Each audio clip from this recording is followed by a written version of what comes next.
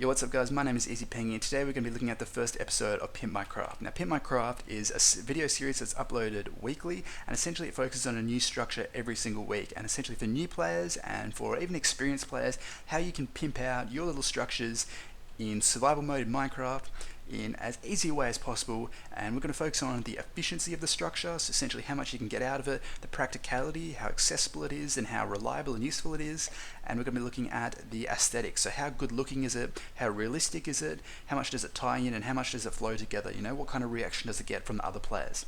And we're going to be looking at this kind of stuff in the manner of when you first join the realm, so you make your first pig farm, you make your first house, you make your first storage shed in the first couple of days or so, and then we're going to be looking at, you know, a couple of days in when you've got all your resources and you've got plenty of time to build, and then we're going to be looking at a version of whatever structure it is in the long term, so making a long-term cow pen, a long-term chicken harvester, an automatic chicken pen which fires eggs, that kind of stuff. I'm going to be showing you guys all that kind of stuff, so I hope you guys enjoy the series, hope you enjoyed the video in episode 1. Make sure to check out the other videos if you haven't already.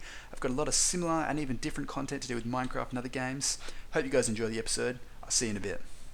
Hey guys, Pengy here, and here with episode 1 of Pimp My Craft. Now, we're going to be taking a look straight away at these two farms here. Now, the farm on the right here is a very typical farm that everybody makes in Minecraft when they start, or that almost everybody makes, and that I make a hell of a lot. And I learned it from other YouTubers. I watched the Syndicate Project and I saw this and I thought, well, that's how you make a farm. So now we're going to be taking a look at the farm on the left over here, and we're going to be comparing and contrasting it to see where the three things, the practicality, the efficiency and the aesthetic, really comes in to making your very first farm in Minecraft. So why would you want to build the farm on the left here? Well, straight up, first of all, you've got almost 50% of the ground here on the right in this farm is covered in water. Now that's not realistic, it's not aesthetic at all, it's got no appeal whatsoever when you're looking at it, and obviously it's got no fencing around it, so that's another difference. So let's look at the water first of all.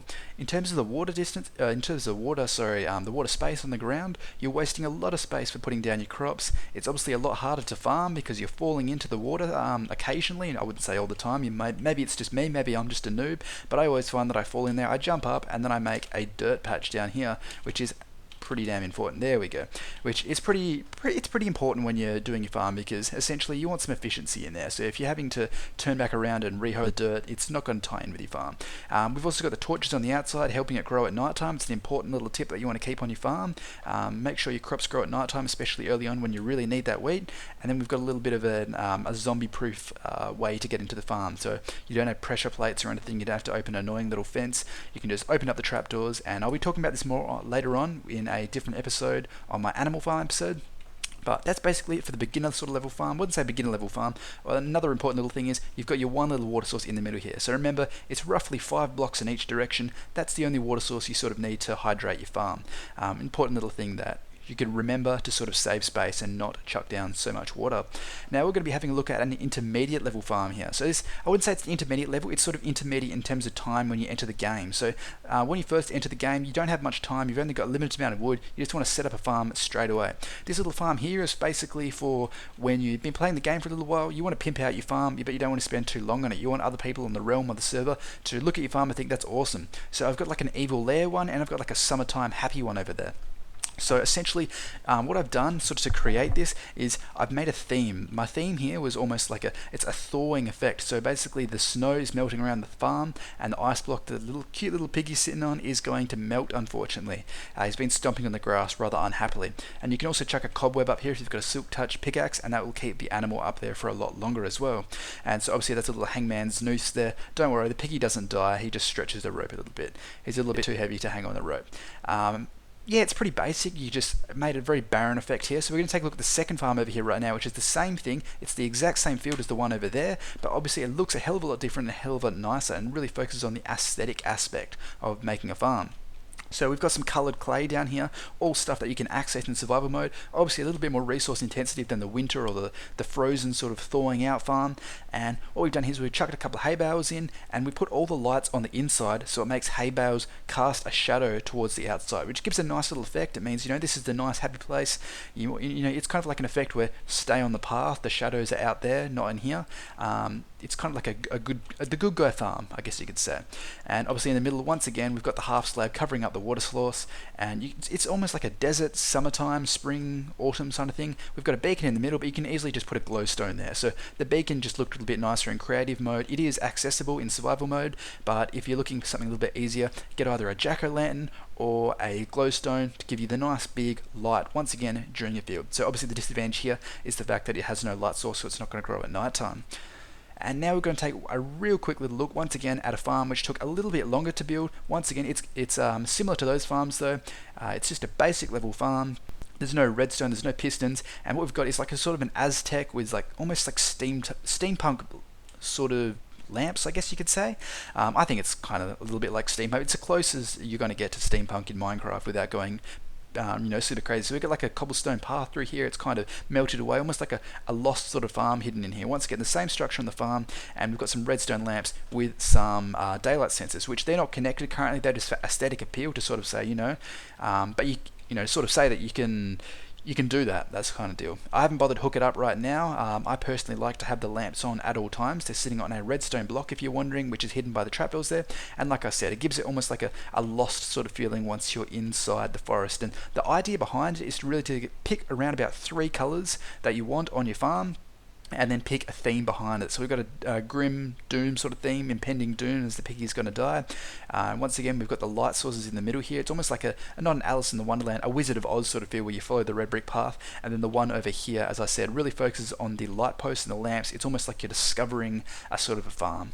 So they're just a couple of ideas. Now we're going to show you guys a clip of a redstone farm. Like I said, we're going to go into a large sort of community farm sort of deal, where we're going to be having a look at what goes on when you build a massive farm which is connected with whole heaps of chutes and tunnels and pistons and all that kind of thing to automate your farm.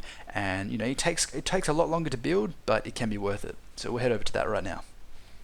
Yo, what's up guys, I'm back again, and we are now at the control station of the wheat loading dock of the train station that we've got over here. This is where all the wheat gets loaded in. I know it's a bit hard to see through the glass right here. I should really just break a window, but as you can see, the pipeline comes through here, comes into the chests, and the hoppers deliver it into the chest, and the rail system is set up right now. It hasn't got the rails down beneath that it needs, but effectively the carts get sent through, and they stop, and the wheat gets poured in. So basically over here, just got a couple of numbers. It's the automated wheat loading system. We've got the control system here. Everything's all in the green. It's all operational. Railroad and loading system. We've got the emergency shut-off button, which is yet to be connected. And we've got a emergency rail intercom system over here. So we're going to head back over here. We've got the elevator happening over here. Head to the actual main farm now. And I'm back again guys to show you the little farm on my survival Minecraft realm. So effectively this is the farm at night time. It's mainly built for aesthetic appeal and also mass sort of production. So like I said, it's mainly for aesthetic appeal. We've got some backlit on the stone down here. We've got some glowstone beneath that. This was built in survival mode just by grinding for the resources without using commands, etc. It's a symmetrical farm. I'll give you guys an aerial view from above in a moment. I'll climb the mountain. As you can see, we've got the 2 switches here. It's all piston activated. We'll hit this side right now. Obviously it turns off the light, the water flows through, pushes all the wheat and the seeds into the hoppers, which is connected to a pipeline which goes to the wheat loading station down below in the mountain over here, which I showed you guys just before. So we've got to be careful. We've got mobs everywhere. Happens to both sides simultaneously. We've got this side still planted, and effectively it's just a piston sort of farm, where the lights, pistons shoot out, allow the water through, and then you hit the switch again. And it's pretty cool because we've got a little light effect here, which obviously with the redstone goes out, it turns off the light as well, so you know whether it's on or off or not. And that's basically it. I'll just climb the mountain and give you guys a quick view of this before we end the video. But if you guys did like the video, you enjoyed it, hit the like button, share the video, that kind of deal. Basically, if I can hit 10k subs, guys, I'll start doing streams. So if you want to see streams of this kind of thing, of other things as well, make sure you check out the other videos, see if you like them. And if you guys like the kind of streams for creative mode, me showing you guys how you can do some of these kind of things, as you can see we've got a nice little rooftop over there, then make sure you hit the like button, give us a sub, that kind of deal, share with your friends and family, and check out all the other stuff. Thanks for watching guys, appreciate it, and I'll tune in next week so you can watch the next episode, which I believe will be on cow and animal farms basically. So animal pens, how can you pimp out an animal pen and make it look awesome? Alright guys, thanks for watching. I'll catch you later. Yeah.